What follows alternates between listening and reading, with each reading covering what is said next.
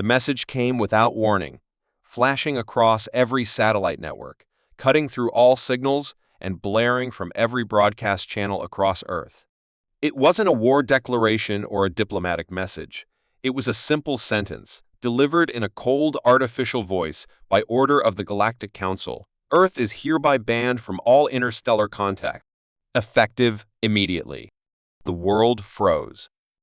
Scientists, soldiers, politicians, and civilians stared at the words in disbelief. Within minutes, all alien ships vanished from Earth's orbit. Wormholes to trading stations collapsed. Communications with human colonies beyond the solar system went silent. Earth was alone. At first, no one understood why. Earth had been a member of the Galactic Union for only 30 years. Though young, humanity had proven itself intelligent, curious, and passionate. Yes, humans were sometimes aggressive, but they had followed every regulation, obeyed every council law, and contributed to joint missions. They had shared their inventions and learned from others. So why now? What did they do? The United Earth Alliance called an emergency meeting. World leaders gathered in Geneva, confused and panicked. "What have we done?" asked Chancellor Briggs. "Nothing that justifies this," replied Dr. Elena Rise, head of the Interstellar Research Division. Meanwhile, the public panicked. Protests erupted. News channels speculated about secret wars or hidden crimes. Some believed Earth had discovered something the Council wanted to hide. Others said it was punishment for being human. But the real clue didn't come from politicians. It came from a young technician named Amir Patel, who worked in orbital defense. As Earth's satellites went dark, Amir noticed something strange, small, silent probes floating above Earth's atmosphere. They weren't from Earth. He traced their signals and found they were old Council surveillance drones, cloaked and observing the planet. Someone had been watching them long before the ban. When Earth scientists accessed the drones' data logs, they found recordings, conversations, political debates, even secret military tests. The Council had been spying for years. Earth hadn't broken laws. They had simply become too unpredictable, too fast, too clever. The Council feared humans were growing beyond their control. But instead of guidance or warnings, they chose exile. Chancellor Briggs addressed the world. "We were not banned for what we did. We were banned for who we are. They fear our potential. And now they want to contain us." The speech united humanity in a way never seen before. Countries stopped fighting. Rivals became allies. The question was no longer what did we do? It became what do we do now? In a secret facility deep beneath Antarctica, Earth's brightest minds gathered to form a response. The project was named Resurgence. Their mission: build what the Council believed humans should never have a fleet powerful enough to defend Earth and prove that humanity would not fade in silence. For the first time in history, Earth prepared not for war, but for recognition. Meanwhile, light years away in the Galactic Council chamber, a meeting took place. Alien ambassadors argued about Earth. They were rising too fast, said a tall insectoid diplomat. They don't understand balance, added a glowing energy-based being. But one voice spoke differently. An old reptilian ambassador named Orcs, who had studied humanity for decades, stood and said, "You have made a grave error. You think isolation will weaken them? But humans do not break in the dark. They grow stronger. You have just awakened the one force we cannot control." His warning was dismissed. The chamber laughed. But far away, Earth was changing. Factories began working in secret. Scientists built new engines based on stolen Council blueprints. AI systems previously banned were reactivated. Soldiers trained in silence. And among them, a former war hero named Celine Ward was called back to active duty. She stood alone, looking up at the stars that now seemed farther than ever. Her orders were clear: lead Earth's first response ship, the Revenant. Her mission was not revenge, but a message. Not words, but actions. Not to start a war, but to prove that humanity would not be erased. The ship was not ready yet, but when it launched, it would carry the hopes of an entire planet with it. As Earth's skies darkened with secrecy and silent purpose, one thing became clear. The Council hadn't silenced Earth. They had given it a reason to rise. And in that quiet fury, beneath a world cut off from the stars, something powerful was beginning to awaken, something the galaxy would never forget. In the cold silence that followed the Galactic Council's ban, Earth did not cry out or send messages of anger into the stars. It simply went quiet, dangerously quiet.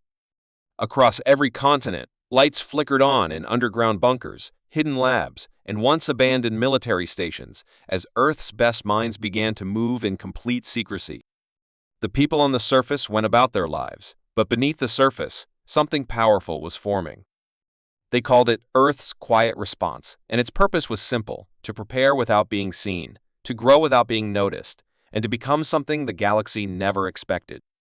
Celine Ward, the decorated war hero who had vanished from public life after the last border war, was now back in uniform, standing inside a secret base known only as Black Station Zero, located deep under the Pacific Ocean. Her orders were simple but dangerous: oversee the construction and training of Earth's first true deep space warship, the Revenant, a vessel unlike anything Earth had ever built. It was not just a ship, it was a symbol, a message, and if needed, a weapon. As the project moved forward in silence, scientists reverse-engineered pieces of alien technology once believed too complex for humans. They combined those with human creativity: faster engines, smarter AIs, and weapons that could melt asteroids. Every nation had sent its best engineers, its best pilots, and its best soldiers, all working together for the first time in human history, united not by fear but by purpose. Every experiment, every failed test, every late-night breakthrough was done behind sealed doors. The Council believed Earth was crippled, isolated, helpless, but in truth, Earth had never been more focused. Satellites were repurposed to scan Council frequencies. Hackers from every corner of the planet broke into old galactic networks, pulling blueprints, maps, and communications. They discovered something alarming. The Council had created a list called high-risk species, and humans were now ranked at the very top. That knowledge only pushed them harder. Meanwhile, Celine trained a hand-picked crew, people who had flown in hostile zones, navigated through asteroid belts, and survived in zero gravity with no backup. She taught them how to think like predators, how to strike from the dark, and how to disappear without leaving a trace. She knew the mission ahead was not just to explore or confront, it was to make the galaxy remember Earth, not with fear, but with respect. And while Earth built in silence, it also watched. Amir Patel, the technician who had first discovered the Council's secret drones, now led a new surveillance unit. They launched their own invisible probes, sending them out toward trade routes and border systems. What they saw confirmed their fears. The Council had already begun telling its member species that Earth had been banned for violent instability. Lies were spreading, and many young species now saw humans as monsters. Earth's silence was being turned into proof of guilt. That made the mission urgent. The Revenant had to launch soon, not just to explore but to speak, not with words, but with presence. Then came the breakthrough. One of Earth's probes intercepted a secret Council transmission about the Vault, a hidden station where the Council stored banned research, including Earth-related data. If humanity could reach it, they could learn what the Council truly feared. Celine proposed the mission. It was dangerous, risky, and unauthorized, but it was approved.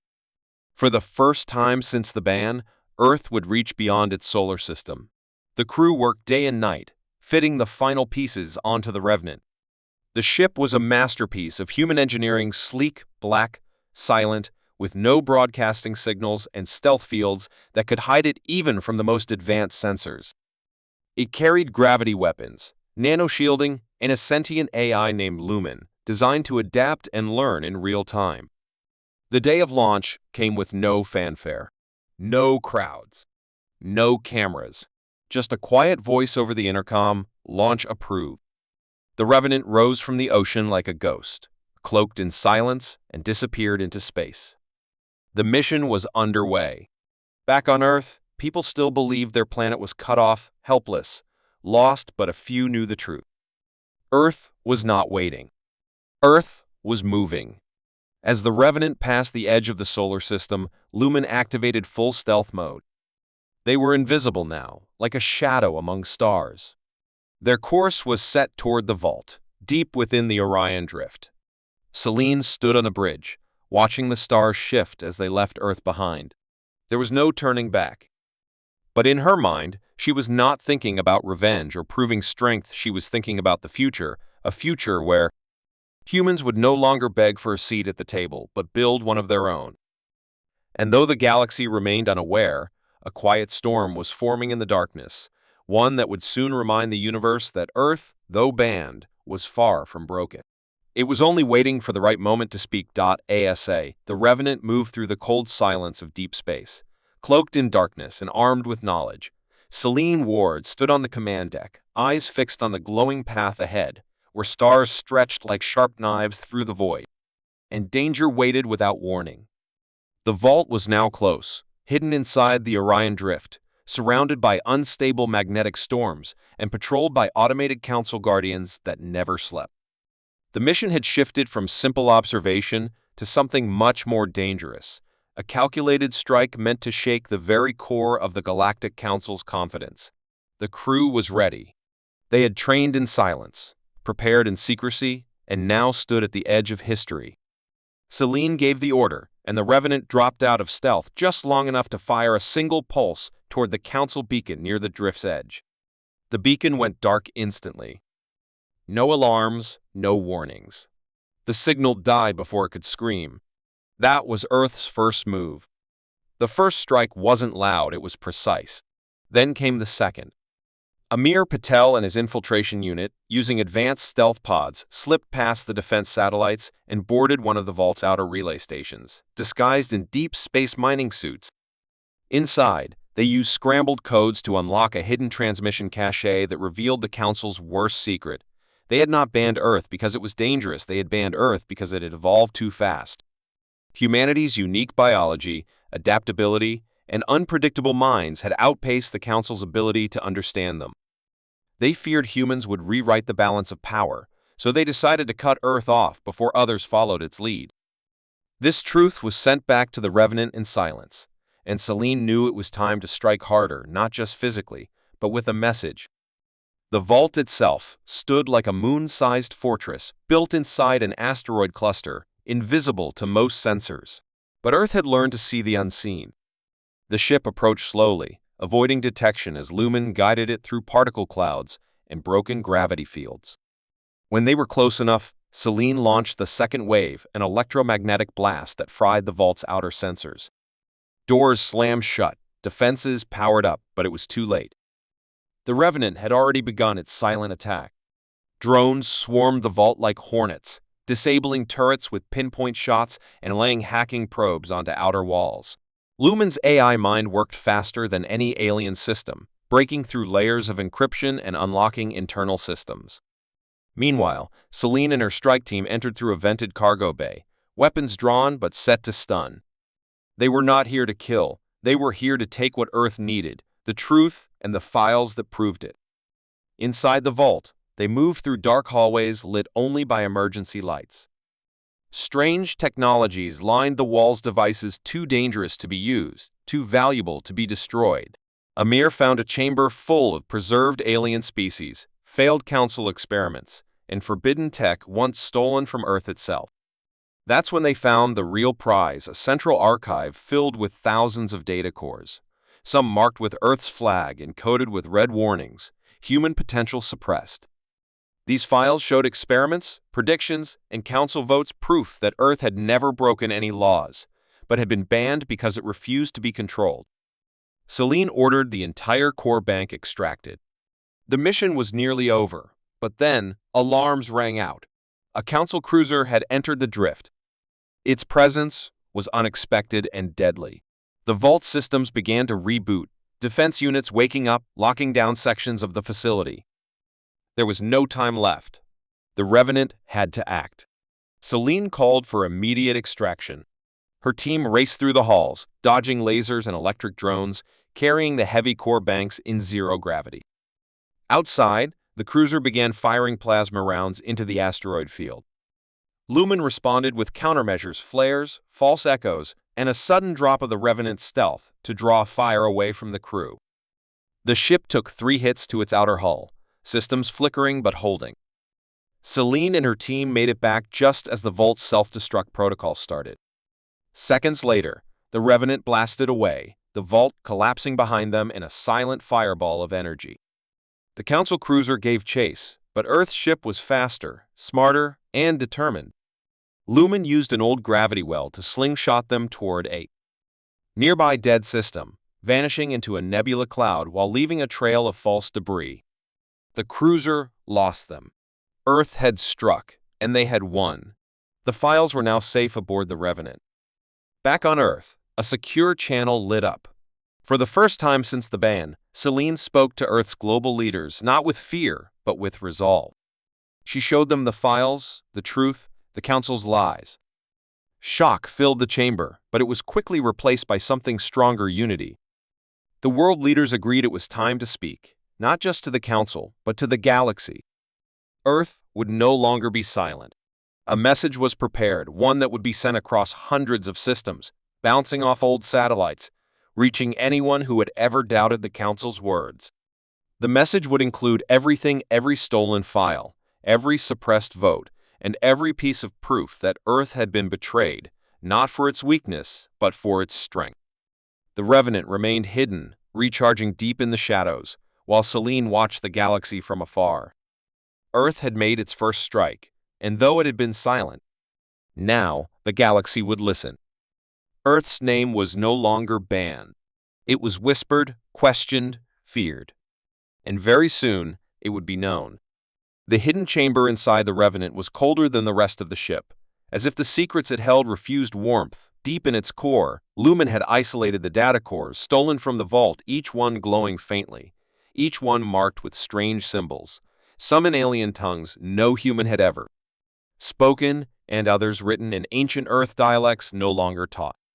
Celine stood with her arms crossed, her face tight with focus, while Amir and Dr. Rhodes worked to unlock the encrypted archives that the Council had sworn never to let human eyes see. When the first file opened, a strange silence fell across the room, not because of what was shown, but because of what was missing. Entire parts of human history had been erased, not by Earth, but by the Council itself. Images flickered of human ancestors meeting beings from distant galaxies in ancient times, records of knowledge sharing that predated even Earth's oldest civilizations.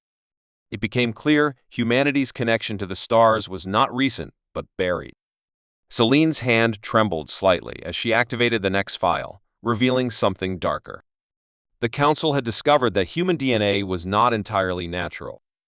There were fragments in every cell, pieces of code that didn't match anything from Earth. They had labeled it the seed, and for centuries they had watched it grow. This seed, once dormant, had begun to awaken in certain humans, enhancing memory, boosting instincts, and giving rise to unexplained phenomena like intuition, fearlessness, and the strange human ability to adapt to pain and chaos. That was the true reason Earth had been banned. Humans were changing, and the Council couldn't understand why. Worse, they had tried to stop it. Hidden experiments showed alien attempts to suppress the seed in early generations, even infiltrating Earth through false treaties and disguised observers. Dr. Rhodes nearly dropped his tablet when he found a classified report suggesting the seed had been planted by an ancient species, known only as the Architects, a race that vanished before even the Council was formed. The Architects had believed in one final hope, a species that could survive the galaxy's end, and it was humanity they chose. The data was terrifying and inspiring all at once. Celine felt like the floor beneath her was no longer solid. Her people had not just been banned, they had been groomed for something the galaxy feared. Lumen, scanning faster than any human, began unlocking deeper files, revealing blueprints for technology far beyond Earth's own, a strange engine capable of folding time, a medical pod that could reverse death within hours, and armor that responded to thought rather than movement. These were not Council inventions. They were Earth's legacy, stolen and locked away before the species had ever left their planet. Amir leaned closer to one file marked Alpha Directive. It explained the worst truth of all: if humans ever reached a certain level of understanding, the Council had permission to wipe them out completely. A kill switch had been planned, hidden in communication satellites and rogue planetary systems waiting for activation. Earth had been seconds from destruction, but the Revenant's strike had disabled that signal unknowingly. Selene realized they hadn't just struck first, they had unknowingly saved Earth from being deleted. As this horrifying knowledge settled in, a Council spy drone had been spotted, watching them from a distance through the edge of the star field. It meant only one thing: the Council now knew what they had stolen. Time was running out. They couldn't stay hidden forever. Selene ordered all files to be copied and encrypted into a special burst transmission package that could be sent in pieces to trusted rebel networks scattered across the outer colonies. If the Council came for them, Earth would not die in silence. The truth would be out. Dr. Rhodes, pale with shock, warned that the deeper they went into the data, the stranger it became. Some files were not written in any known language, but seemed to trigger emotions when viewed: fear, excitement, sadness. One file even made a young technician faint. It was as if the files were alive, encoded not with facts, but memories of something ancient. Lumen warned against opening more, but Selene pressed on. She had to know what humanity truly was. Then came the final file, one that refused to open. Lumen tried every code, every algorithm, but the file pulsed with a strange energy that made the ship's lights flicker and the temperature drop. When it finally cracked open, a voice filled the chamber, not a human voice, not alien either, but something in between, deep and layered, as if many voices were speaking as one. It spoke in symbols that translated themselves in real time. If you have come this far, you are now a witness. Humanity is the final trial. You were not meant to awaken yet. Now the galaxy will burn or be reborn. The file ended, and silence followed. Selene stood frozen. That message had not come from the Council. It came from the architects themselves. Earth had been chosen, but now it was exposed, its future unwritten. The secrets never meant for humans were no longer secrets. They were truths, and truths are harder to kill than people. Selene turned to her crew, her voice steady but cold. Prepare for contact. They'll come for us now. And they would, because Earth now held something no one else did: purpose, proof, and power. The stars outside the Revenant shimmered with unnatural light as Council warships began to arrive one by one, their dark hulls spreading across the edge of space like a growing shadow. And Selene stood at the command deck, her eyes fixed on the largest of the incoming vessels, a dreadnought known as Oblivion's Wrath, infamous for erasing entire rebel colonies without leaving survivors. And now it was coming. For Earth's last hope, the truth hidden within the stolen data had changed everything, revealing that humanity was not just another species in the galaxy, but something far more dangerous, something the ancient architects had planted to challenge the natural order. And now that truth had shattered the Council's illusion of control, leaving them with only one answer: complete destruction. But Selene was not going to surrender. Not now, not after learning what they truly were. And as Lumen finished transmitting the fragmented files across the galaxy through quantum bursts, thousands of rebel outposts, scientists, and sympathetic alien factions began to see the truth in real time, their doubts turning into shock, then fear, then something even stronger: hope, because the myth of the architects was not a myth anymore, and humanity was their final legacy. And now they were awake. The Revenant's crew worked in silence, preparing every weapon, every defensive measure, as Amir ran simulations to predict the first wave of attack, while Dr. Rhodes encrypted the last of the seed's data and Lumen scanned incoming transmissions, alerting them that the Council was broadcasting a final message to all systems. Earth must surrender the ship and its crew or face annihilation. But Selene didn't respond. Instead, she activated the Revenant's newly unlocked systems, the ones hidden in the alien files, including the strange pulse core built with a living crystal taken from the vault. And as it powered up, the ship began to hum with a low resonance that didn't just affect the ship, but the minds of everyone aboard, sharpening thoughts, enhancing reflexes, syncing heartbeat to machine rhythm. And Selene knew it wasn't just technology, they were becoming something else. a blend of what they had always been and what the architects intended them to become. The Council launched their first barrage, beams of white-hot plasma and implosive torpedoes streaking through the black. But the Revenant moved before Selene even gave the command, dodging between blasts like it could predict the future, its new armor absorbing hits that would have cracked a moon in half. And then it struck, not with firepower alone, but with precision, disabling 3 enemy ships with surgical strikes to engines and AI cores, leaving them adrift. The rest of the fleet faltered, momentarily confused, then regrouped, and the battle truly began, turning the silent void into a storm of fire and metal, ships dancing and dying in the cold dark. And yet through it all, the Revenant held the line, not because it was the strongest ship, but because its crew now understood their purpose. They were not just defending Earth, they were defending the future of an entire species. And as more rebel ships appeared from deep space, answering the call, answering the truth, the battle shifted, the Council realizing too late that they had made a mistake banning Earth. For in that act, they had awakened the storm they feared most. Selene, her voice calm and clear, ordered the strike against Oblivion's wrath, and Emir released the pulse cannon, the experimental weapon built from architect blueprints, firing a beam of light so pure it split the enemy dreadnought in two, disabling it without destroying it, as if the weapon chose not to kill but to warn. And that message echoed across every battlefield. In every mind, watching the reckoning had begun. But it wasn't a war of revenge. It was a war of revelation. And as more files went public, showing the experiments, the hidden assassinations, the lies told to every species under Council rule, cracks began to form in their authority, alliances breaking, questions rising, some Council members even turning on each other in panic. And yet Earth did not press the attack further. Instead, Selene broadcast one single message from the Revenant, translated into every galactic language. We were never your enemy, we were your future.